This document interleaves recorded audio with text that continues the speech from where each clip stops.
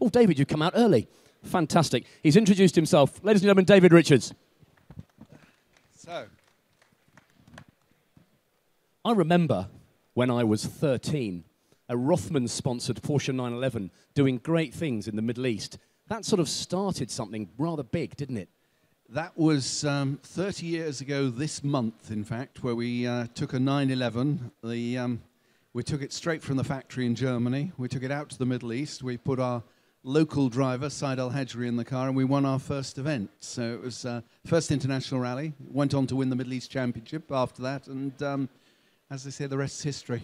What was it that made you decide to come away from a professional, world championship winning career as a co-driver to run your own operation? Why the change? I'd always wanted to have my own business and run my own company and run my own team, in fact. And so it was great fun with Ari as a co-driver for a few years, and we're still great pals as well today.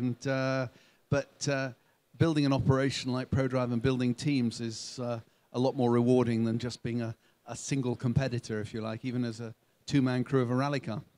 I suppose the early relationship with Porsche was a signal that you were someone who was going to have a relationship with a manufacturer and take them to motorsporting success. I mean, look at the names: BMW, Aston Martin, Mini, Subaru. What's the magic touch? Well, it's part of the philosophy of the company that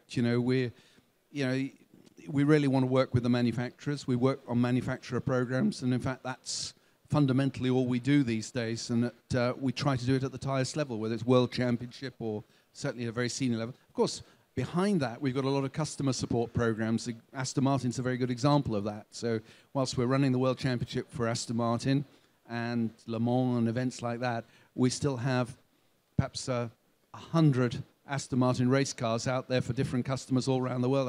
I had an email middle of the night from South America saying we've got a race in Peru on the 8th of February. Can you send some of the people out to help us, please? So that's the sort of thing that goes on. We've got to devote some time to Subaru. I think there is no greater example of Prodrive taking a bit of a humdrum manufacturer that very few people had heard of. They made pickups for farmers.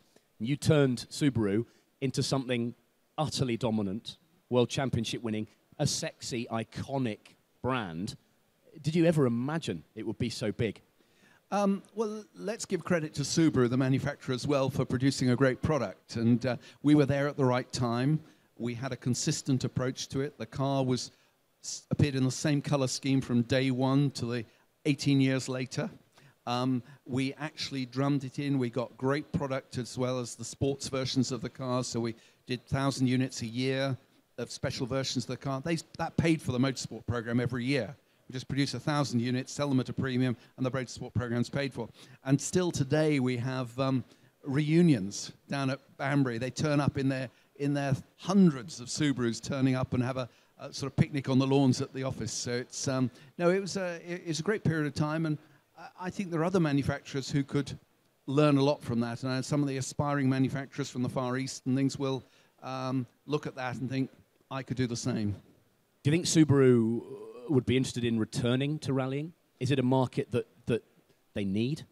Well, I know they're looking at it just sort of, to help their customers, because there's so much latent interest, and I'm sure you'll, at a private level and sort of Group N cars and even their new sports car, there's discussions I know about that going out as possibly as a private entry. But as far as factory support and factory participation at the top level of the World Championship, I'm afraid those days are likely gone.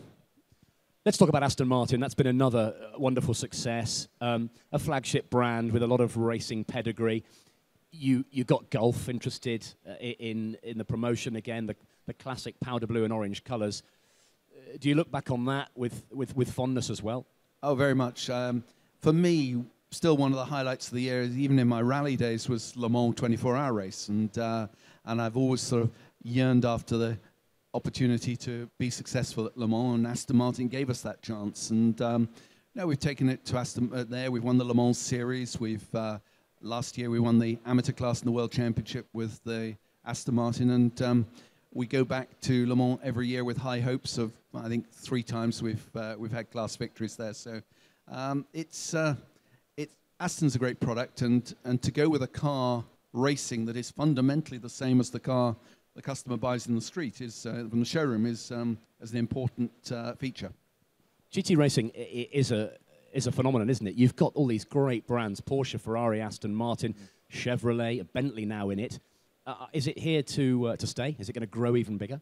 Well, sports car racing is quite novel in the way they balance the performance of the cars.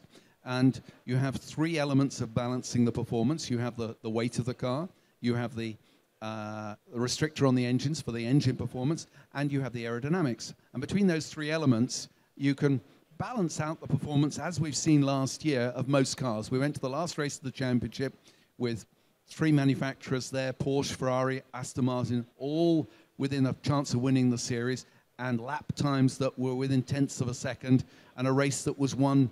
We had races last year won by 1.5 seconds between two completely different cars: a front-engined Aston Martin versus a mid-engine Ferrari. You wouldn't think it was a fair battle, but it's very well done. The ACO have done a great job, as have the FIA in that case, and I think there's a bit of a template for people for the future there. Looking forward to 2014 and beyond for Prodrive. Exciting projects in the pipeline, I assume. You're always looking on. There's always something new going on. We've, everyone thinks of Prodrive, and certainly in an event like this, they think of us just as a motor racing company or rally company, whatever your experience is of us. But of course, we have four fairly sizable arms to the activity. As well as motorsport, we have a composites business in Milton Keynes that does a lot of work: aerospace work, marine work, other car manufacturer work for a number of people. That sort of employs nearly 200 people there. We've got our automotive division, which works for a number of mainstream car manufacturers and always looking at new projects, working on a big hybrid project for someone at the moment and various things.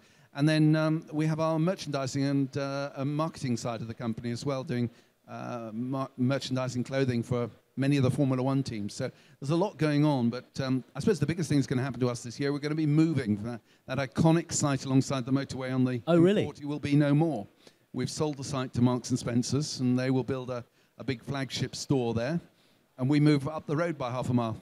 Oh, it's been a great journey. It's been, as a race fan, as a purist, it's been marvellous to watch all the different disciplines you've achieved success in. Congratulations on the milestone. Here's to the next 30. Yeah, another 30 years to come, I'm sure of that. David Richards, thank you very much indeed.